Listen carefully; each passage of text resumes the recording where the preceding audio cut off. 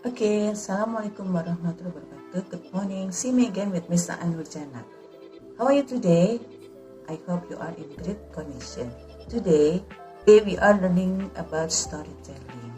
Storytelling adalah suatu kegiatan menyampaikan cerita. Orang yang menyampaikan cerita itu bisa disebut pendongeng atau storyteller dan biasanya dilakukan dengan lisan. Selain lisan, storytelling itu bisa juga digunakan dengan menggunakan media. Contohnya nih, penulis menggunakan kertas atau buku atau bahkan blog untuk menuangkan ceritanya. Kemudian musisi menggunakan media lagu untuk menuangkan isi hatinya. Yang ketiga juga, bahkan desainer pakaian bisa menggunakan pakaian untuk bercerita. Desain storytelling itu biasanya digunakan untuk pelajaran bahasa, misalnya bahasa Indonesia ataupun bahasa Inggris. Kenapa digunakan? Supaya siswa atau peserta didik itu merasa lebih tertarik dan mudah mencerna cerita. Untuk cerita storytelling, kita bisa menggunakan cerita rakyat, kemudian juga legenda, atau juga kita bisa menggunakan fairy tales, atau juga kita bisa menggunakan cerita tentang hewan atau fable. Apa sih fungsi storytelling itu dalam pembelajaran bahasa Inggris? Pertama, bisa mengasah kemampuan berbicara dan mendengarkan. Kemudian melatih pronunciation atau pelafalan. Ketiga, menambah kosakata atau frasa dan idiom. Kemudian keempat, bisa juga meningkatkan kepercayaan diri. Karena kita kan mendongeng berarti harus berdiri di depan penonton, atau bisa juga yang kelima bisa mendorong mempelajari budaya dari luar, khususnya ketika pendongeng itu adalah seorang native speaker. Kemudian untuk mendongeng, sebenarnya apa sih menjadi pendongeng atau storyteller yang baik? Yang pertama, kita pilih dan pahami cerita yang akan disampaikan. Misalnya kita udah tahu alur cerita, tokoh, latar belakang, karakter, bahkan pesan moral. Kalau kita sudah paham, kita sudah mengerti, maka kita lebih mudah memahami dan menyampaikan cerita tersebut. Yang kedua, jangan lupa sering berlatih. Kalau misalnya kita ingin berlatih, sebaiknya kita ditemani, mungkin teman kamu bisa menemani sehingga dia bisa mengutarakan pendapat, bagaimanakah gestur tubuh kita, atau juga ekspresi wajah, bagaimana cara berbicara. Walaupun misalnya tidak ada teman, kita bisa menggunakan cermin, sehingga dengan menggunakan cermin kita bisa memperbaiki gestur kita mungkin, atau memperbaiki ekspresi wajah.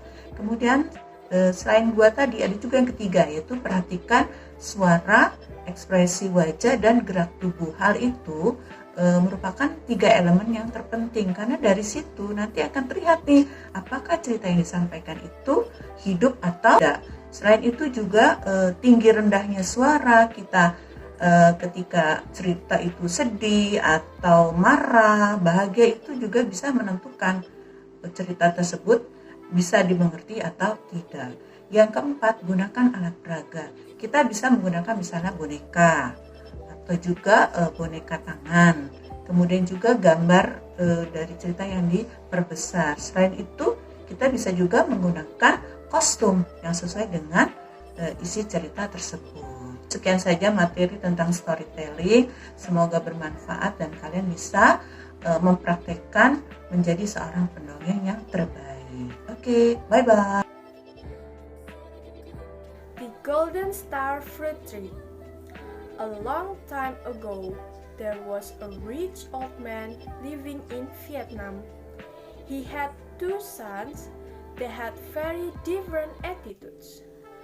The older brother was very greedy, but the younger brother was very kind. When the old man died, the brothers divided his father's wealth into 2 parts. The big brother took almost everything. He gave his younger brother only a small piece of land with a star fruit tree in front of it. The younger brother didn't mind. From then on, he lived there and made his living only by selling star fruits from the tree. Unfortunately, a very big raven often came and ate all the ripe fruit. At first, he was too afraid of the raven and didn't know what to do. But one day, he dared to approach the raven. He begged to it not to eat the fruit. "If you eat the fruit, I will have nothing to sell to market, and my family will starve."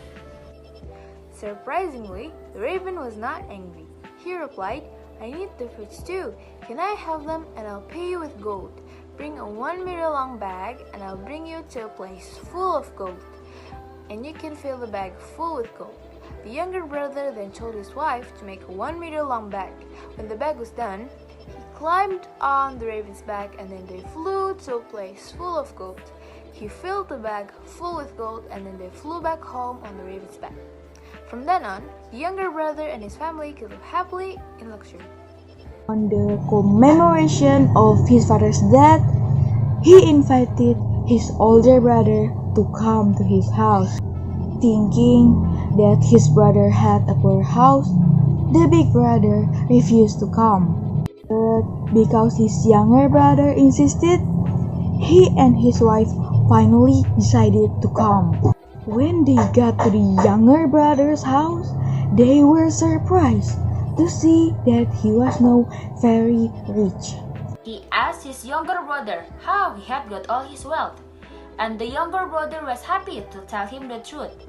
Then, the greedy brother and his wife offered the younger brother to trade all their fortune for the star fruit tree. The younger brother gladly accepted the offer. Soon, the older brother and his family moved to the house with the star fruit tree. When the raven came for the star fruit, the older brother made the same play. As accepted, the raven told him to bring a 1 meter long bag. Because he was greedy, he asked his wife to make a much longer bag. And when the bag was done, he climbed on the raven's back, and then they flew to the place full of gold. He filled the big bag with gold. He also brought some gold in his pockets. On the way home, the load soon became too heavy for the raven. Unable to hang on, the raven swayed, and the greedy brother fell straight down to the sea, with his bag and pockets full of gold. He sank very fast down to the sea. The older brother finally died. He died because of his greediness. I have learned many words from the story The Golden Star Fruit Tree.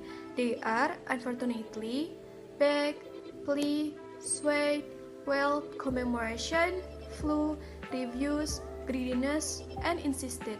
I have learned from the character the older brother. He was very greedy, arrogant, and stingy. I have learned from the character the younger brother. He was very kind and loved to give. From the story of the Golden Star Fruit Tree, we can learn: first, we have to thank to the God for everything. Second, we must love our sibling. Third, we must not be jealous. And the fourth, we must not be greedy. Okay, I hope you can enjoy the story and understand the lesson from it. Bye bye.